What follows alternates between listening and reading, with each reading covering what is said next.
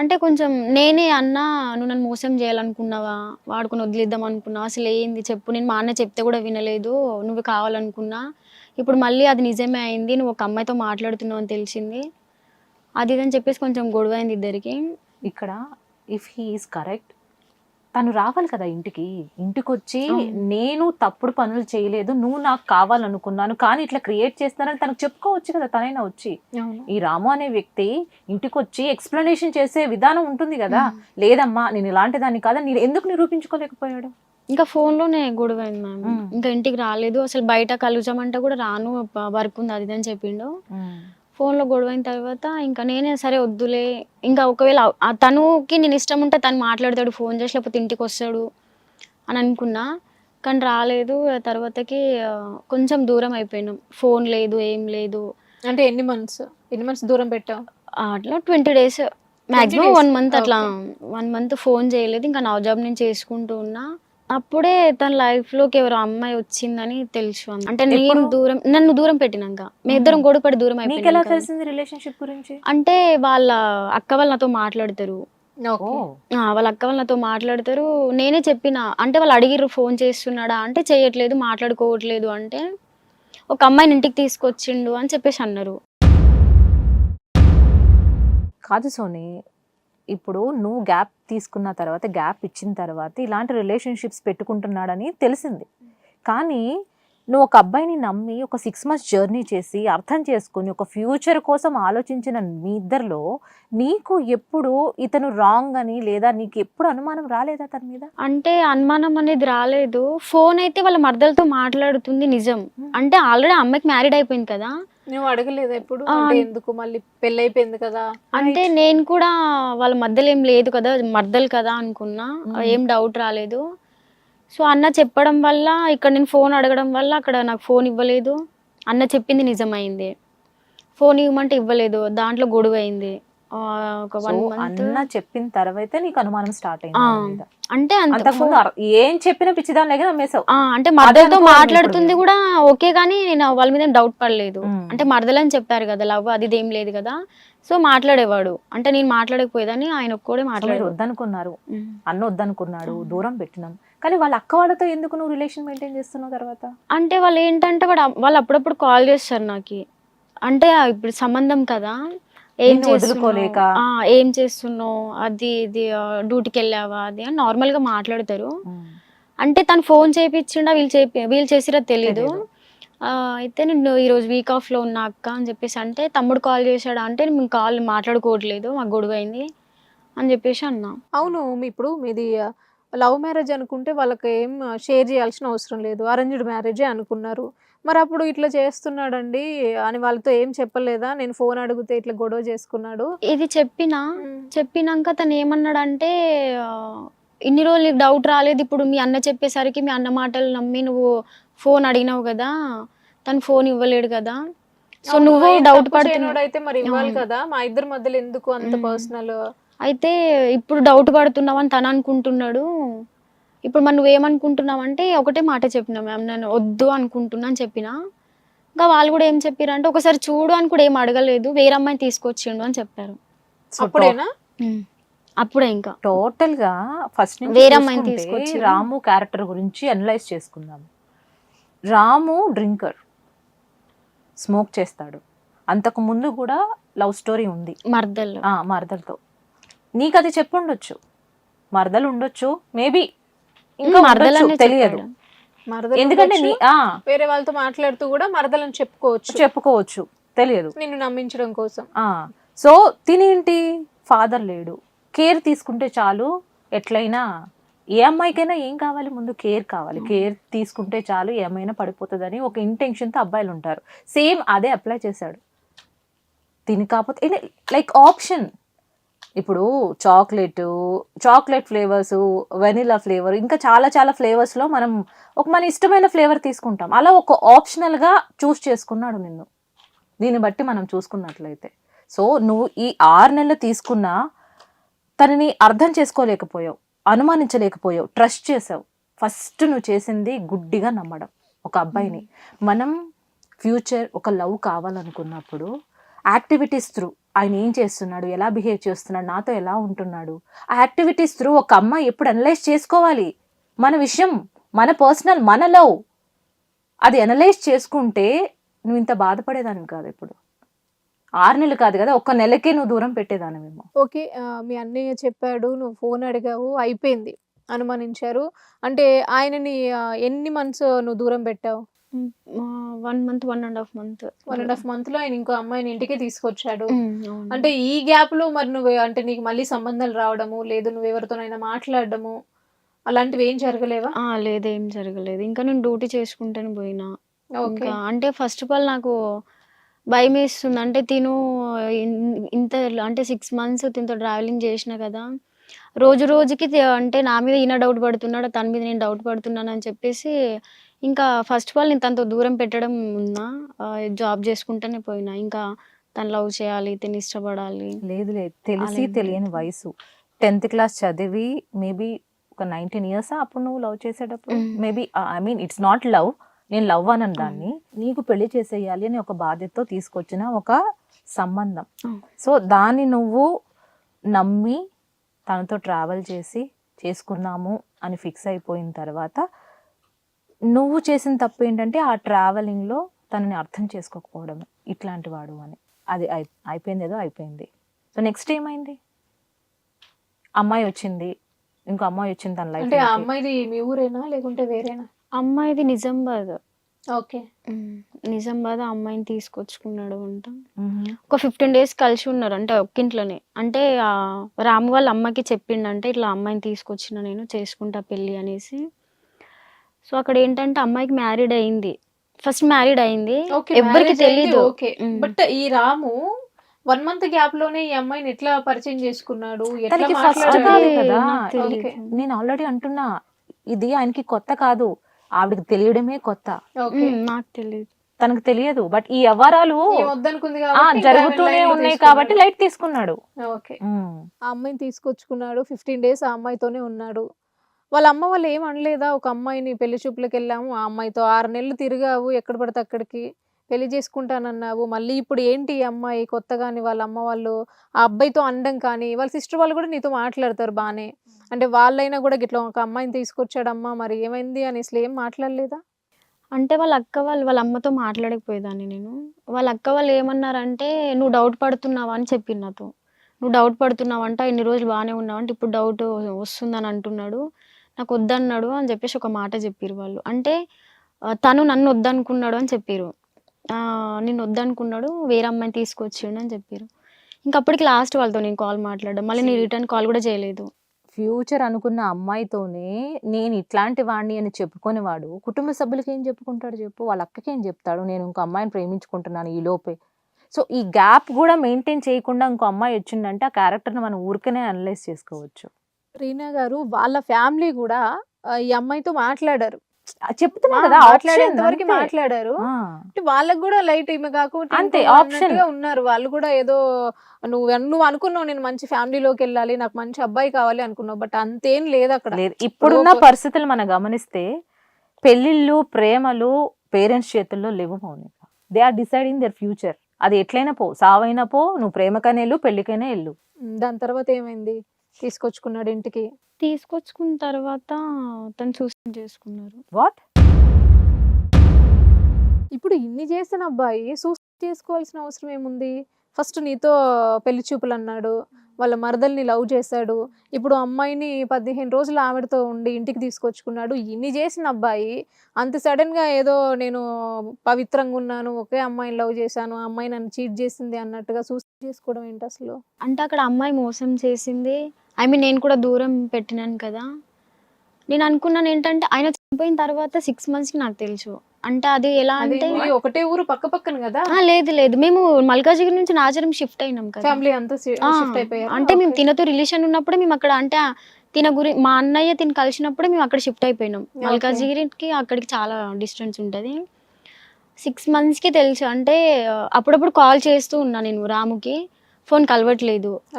ఎందుకు ఫోన్ కలవట్లేదు అనుకుంటా ఇంకా వాళ్ళ, అంటే మేము మల్కాజిగిరికి వెళ్తుంటే వాళ్ళ అక్క కనిపించింది. అక్క ఏంటి ఫోన్ కలవట్లేదు రాముది అంటే, రాము చనిపోయాడు అని చెప్పారు. ఎందుకు అక్క అంటే ఒక అమ్మాయిని తీసుకొచ్చాడు, ఆ అమ్మాయికి ఆల్రెడీ మ్యారీడ్ అయిన విషయం మాకు ఎవరికి తెలీదు, వాడికి కూడా చెప్పలేదంట. సో తను ఎవరితోనో పర్సనల్గా మాట్లాడుకుంటే వాడు విన్నాడంట. ఇంకా ఏం చెప్పలేదు మాకు, మేము అక్కడే ఉన్నాం. పెళ్ళి ఎప్పుడు చేయాలనుకుంటున్నాం అనేసరికి తను వెళ్ళి సూసైడ్ చేసుకున్నాడు అని ఒకటే చెప్పి ఇంక వెళ్ళిపోయి మాట్లాడలే నాతో. ఇంకా అది తెలిసినప్పటి నుంచి 1 మంత్ నేను బెడ్ రెస్ట్ తీసుకున్నా. ఇంక అప్పటికి నాకు కాలు చేతులు ఇట్లా హైస్ అవ్వడం అది ఇది జరిగింది. సో ఒకేసారి మాట వింటే కష్టంగానే ఉంటుంది ఏ అమ్మాయికని. ఎందుకంటే ఫ్యూచర్ అనుకున్నాం, పెళ్లి చేసుకుందాం అనుకున్నాము. ఆ నేను టైంలో కొన్ని రోజులు వెయిట్ చేద్దాం అనుకున్నా. అంటే తను వస్తాడు అనుకున్నా. అంటే నాకు ఎవరు లేరని తెలుసు కదా, వస్తాడని వెయిట్ చేసిన. ఇంకా వాళ్ళ అక్క వాళ్ళు చెప్పేసరికి డ్యూటీకి వెళ్ళలే. ఇంకా 1 మంత్ నేను ఇంట్లోనే ఉండిపోయినా. ఏం పని చేయాలి అది ఇది. సో టోటల్గా డిప్రెషన్లోకి వెళ్ళిపోయింది సోని. అసలు తినలేదు నేను, మొత్తం ఆయన గుర్తుకొచ్చి. అంటే నేను అన్న చెప్పిన మాటలు వినకపోతే ఆ అబ్బాయి బతికుండేవాడేమో, నాతో ఉండేవాడేమో అని నువ్వు అనుకున్నావు. ఏడోకొకే, యాక్చువల్లీ జరిగింది ఏదో జరిగింది సోని. ఇప్పుడు నువ్వు ఏడిచినంత మాత్రాన ఆ పర్సన్ రాడు కదా.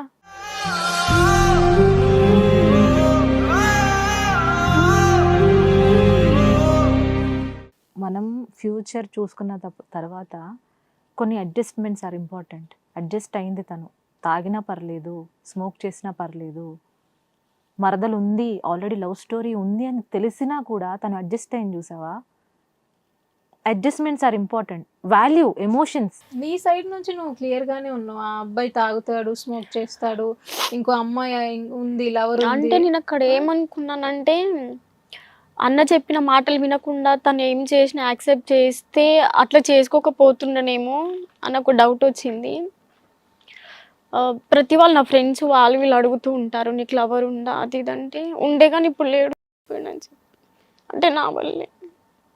నీ వల్లే అని అనుకోకు నువ్వు. అంటే తను అవాయిడ్ చేయకపోతే ఆ అబ్బాయి లైఫ్లో ఒక అమ్మాయి రాకపోతుండే. ఆ అమ్మాయి నువ్వు రాకముందు నుంచే ఉంది కదా సోని. మర్దలు ఉండి వెళ్ళిపోయింది. సెకండ్ ఇది సంబంధం నీతో మాట్లాడుతూ ఆ అమ్మాయితో కూడా అంత ఈజీగా. ఇప్పుడు నువ్వు అవాయిడ్ చేసిన 1 month కే ఒక అమ్మాయిలో అంత ఫ్రీగా ఉండి భర్తలను వదిలేసి ఇంకో అమ్మాయి ఉండడు కదా. అంటే నా ఫీల్ అది. నేను అనుకున్నా నా దగ్గర ఉన్నప్పుడైతే ఏ కాల్స్ అవి ఏమి రాకపోయేది. అంటే నేను దూరం పెట్టడం వల్ల వాడు మైండ్ సెట్ చేంజ్ అయిందా ఏంటో. ఒకవేళ నేను ఉంటే అమ్మాయి రాకపోతుండేనేమో. సోని, నువ్వు దూరం పెట్టడం వల్ల కాదు అక్కడ. నువ్వు ఎప్పుడైతే మీ అన్న నీకు ఈ విషయం చెప్పాడో అప్పుడే నువ్వు ఆయన ఫోన్ అడిగావు. అప్పటికి ఆ అమ్మాయి రాలేదని నువ్వు అనుకుంటున్నావు. మరి ఆ అమ్మాయి లేకుంటుంటే నీకు ఫోన్ ఇచ్చేవాడు కదా, అవునా కదా? ఫోన్ ఇవ్వలేదు అంటే అర్థం ఏంటి? ఇప్పుడు ఇద్దరు లవ్ చేసుకున్నప్పుడు వాళ్ళకి ఏం కావాలి? నమ్మకం కావాలి, అవునా కదా? మరి నమ్మకాన్ని ఆయన నీకు ఇవ్వలేనప్పుడు ఆయన తప్పు చేస్తున్నట్టే కదా అక్కడ. నీ సైడ్ నుంచి నువ్వు క్లారిటీగానే ఉన్నావు, క్లియర్గానే లవ్ చేసావు, నాకు నాన్నలాగా వచ్చాడు అనుకున్నావు, హస్బెండ్ అనుకున్నావు, పెళ్లి చేసుకోవాలనుకున్నావు, అన్నీ అనుకున్నావు. బట్ ఆయన సైడ్ నుంచి ఏంటంటే నీతో మాట్లాడుతూనే ఇంకో అమ్మాయిని కూడా ట్రాక్లో పెట్టాడు ఆయన. అది నువ్వు అర్థం చేసుకో ఫస్ట్. నువ్వు ఇలాంటి అంటే డిప్రెషన్లోకి వెళ్ళి మళ్ళీ నేనేదో చేసుకోవాలి అని మాత్రం అలాంటి ప్రయత్నాలు అయితే ఏం చెయ్యకు అని మా సైడ్ నుంచి. Right, correct. ఒకసారి ఏంటి మమ్మీ అన్నది అంటే అంటే ఏదో విషయంలో చెప్పింది మమ్మీ, రాము నీ వల్లే చనిపోయిండు అనేసి. మీ అమ్మగారే అన్నారు? మమ్మీ చెప్పింది. అయితే అన్న ఏమన్నాడంటే ఇంకా మ్యారేజ్ అది ఇది ఇప్పుడు ఏం వద్దు, ఆల్రెడీ వాడు చనిపోయింది కదా, అది ఇప్పుడే ఏం తినట్లేదు ఏం లేదు, తన మైండ్ కొంచెం ఫ్రెష్ అవ్వని అనేసి అన్న చెప్పినప్పుడు ఇది బాగుంటే వాడు బాగానే ఉంటుండే, దీనివల్ల చనిపోయిండు అని చెప్పేసి మమ్మీ చెప్పింది.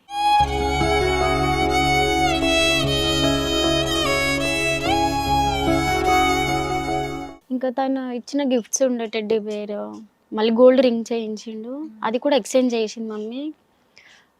టెడ్డీ బేర్ పడేసింది, ఒకటి హ్యాండ్ బ్యాగ్ ఒకటే ఉంది. ఇంకా అది నేను ఎప్పుడైనా యూజ్ చేద్దామన్నా కూడా ఇవ్వదు మమ్మీ. ఇంకా దూరం పెడుతుంది, అవసరమా, తనే లేడు, ఆయన ఇచ్చిన గిఫ్ట్స్ ఎందుకు అవి ఇవి అంటది. సో వాళ్ళ బాధ ఏంటంటే నువ్వు ఇంకా ఆయన గుర్తులు నీ దగ్గర ఉంటే నువ్వు ఎక్కడ బాధపడి ఆయన గురించి ఆలోచించి ఇట్లా తినకుండా ఉంటావేమో అని వాళ్ళ ఉద్దేశం కావచ్చు. సో మమ్మీ ఇట్లా చేసిందని నువ్వు అలా ఫీల్ అవ్వకు. ఇప్పుడు ఆమెకున్నది కూడా నువ్వే కదా.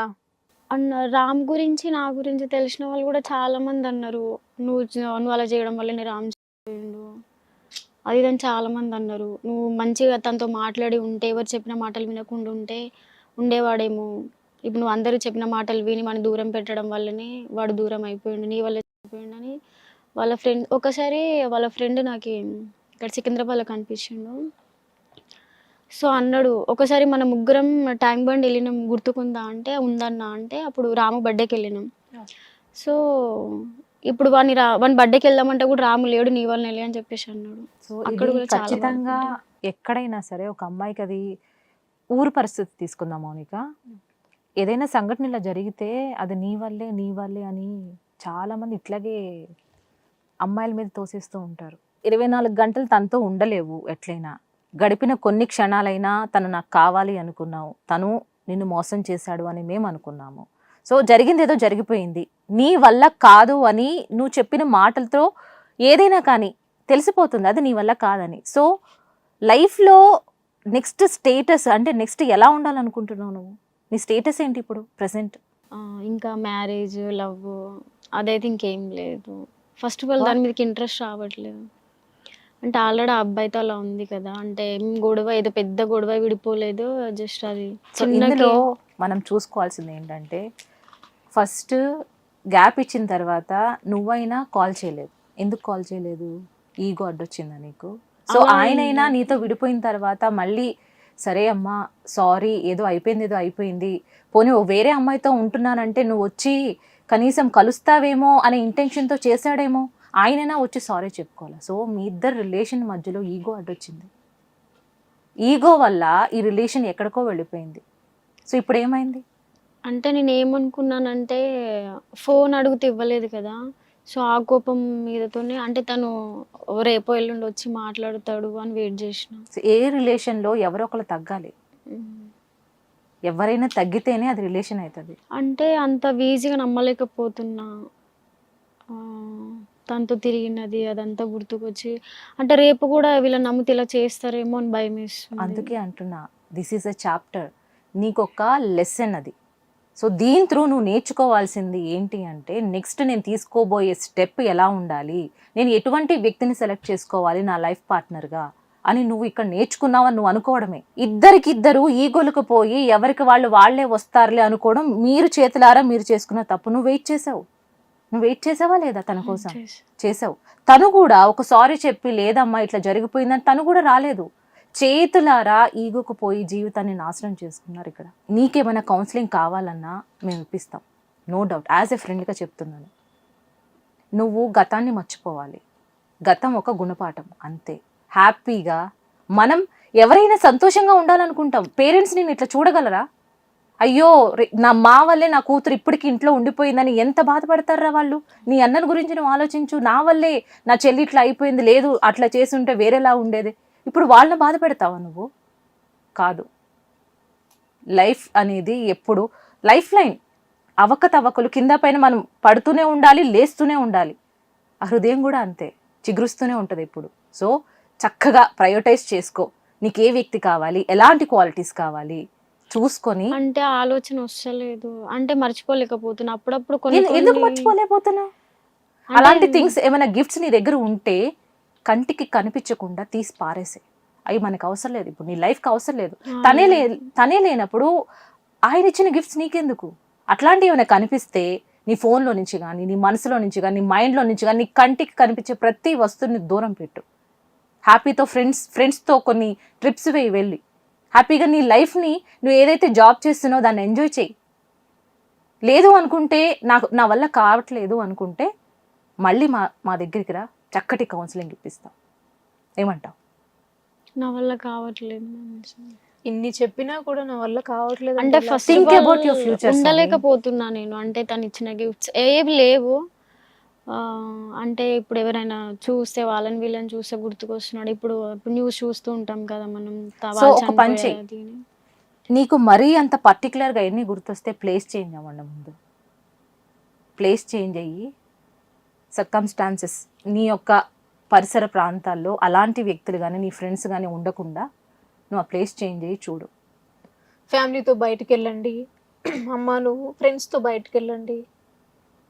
సో మర్చిపోవడానికి ట్రై చేయాలి కదా సోనీ. చేస్తున్నా బట్ అప్పుడప్పుడు చిన్న చిన్న థింగ్స్ వస్తున్నాయి. ఎస్, కామన్ అవి. ఎందుకంటే మీరు ఎక్కడికో ఫ్యూచర్ని ఆలోచించారు. ఆబ్వియస్లీ ఎప్పటికైనా అది చెరిగిపోని ఒక పాస్ట్ అది. సో దాన్నే థింక్ చేస్తూ మనం లైఫ్ని లీడ్ చేయలేం Soni. You need to take a right step in the future. నిన్ను చూసి గర్వపడాలి నీ తల్లిదండ్రులు. నా కూతురు చక్కటి డెసిషన్ తీసుకొని తన లైఫ్ని లీడ్ చేస్తుంది. నవ్విన వాళ్ళు, నిన్ను ఏడిపించిన వాళ్ళు వాళ్ళకంతటి వాళ్ళే వచ్చి చెప్తారు, Soni you take a good decision అని. నువ్వన్నీ పక్కన పెట్టు, వాళ్ళేమనుకుంటారు వీళ్ళేమనుకుంటారు అనేవాళ్ళు. అనేవాళ్ళు నువ్వు మంచి చేసినా అనుకుంటారు, చెడు చేసినా అనుకుంటారు. ఇప్పుడు బాధ అనుభవించేది నువ్వు ఒక్కదానివే కదా. ఇప్పుడున్న రోజులు ఎలా ఉన్నాయి సోని? వీడు కాకపోతే వాడు, వాడు కాకపోతే వాడు. మన లైఫ్ ఈజ్ ఇంపార్టెంట్. నా లైఫ్ నాకు ఇంపార్టెంట్. మనం ఎప్పుడైతే మనల్ని ప్రేమించుకుంటామో అవతల వ్యక్తిని కూడా అంతే బాగా ప్రేమించుకోగలం మనం. So our life is important. నీ లైఫ్ ఇంపార్టెంట్. ఇప్పుడు నువ్వు దాన్నే డిప్రెషన్గా తీసుకొని దాన్నే నువ్వు బాధపడుతూ కూర్చుంటే నీ లైఫ్ని నువ్వు లీడ్ చేసుకోలేవు. అదొక్కటే గుర్తుపెట్టుకో. నీ పేరెంట్స్ ఉన్నారు, నువ్వు వాళ్ళని చూసుకోవాలి, వాళ్ళు గర్వపడేలాగా చేయాలి. అప్పుడు నువ్వేం చేయాలి?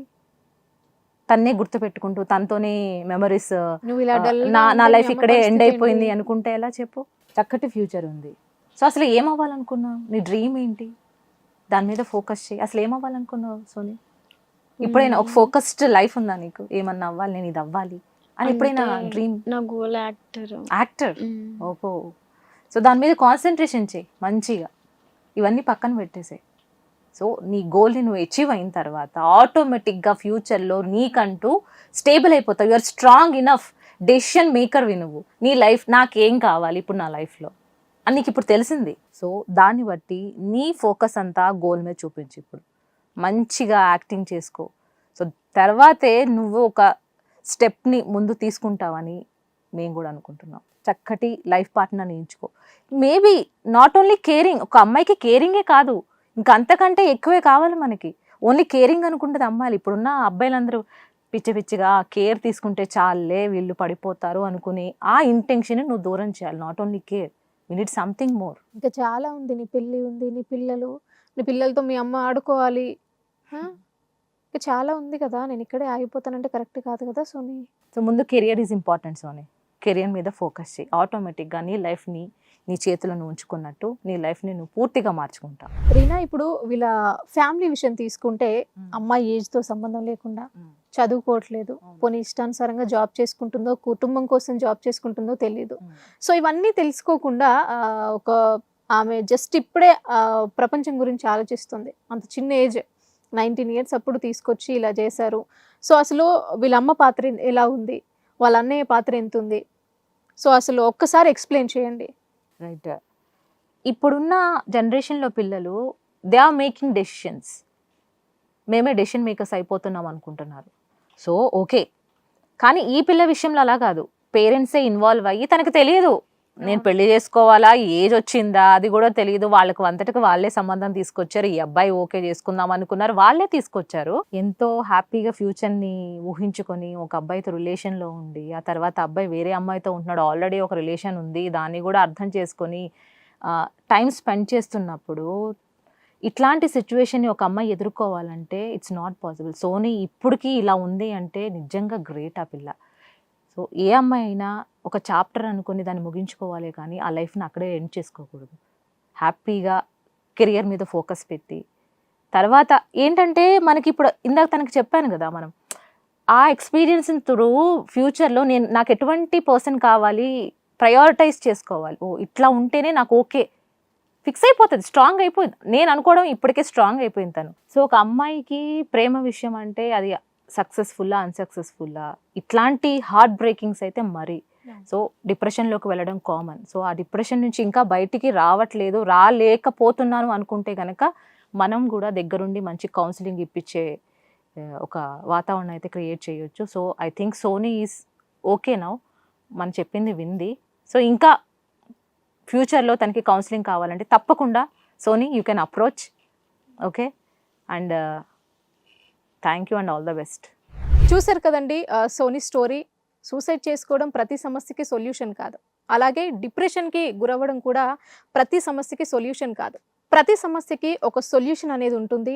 లైక్ రీనా గారు చెప్పినట్టుగా అలాంటి వాళ్ళని అప్రోచ్ అవ్వడమా, లేకపోతే మీ పెద్దవాళ్ళతో కూర్చొని మాట్లాడుకొని చిన్న చిన్న విషయాలకి అంటే చావొక్కటే శరణ్యం అనుకోవడం కూడా కరెక్ట్ కాదు, సరైన నిర్ణయాలు తీసుకుంటారు అని మేము అనుకుంటున్నాము. అండ్ మరొక కథతో మళ్ళీ మీ ముందుకు వస్తాను. Thank you so much.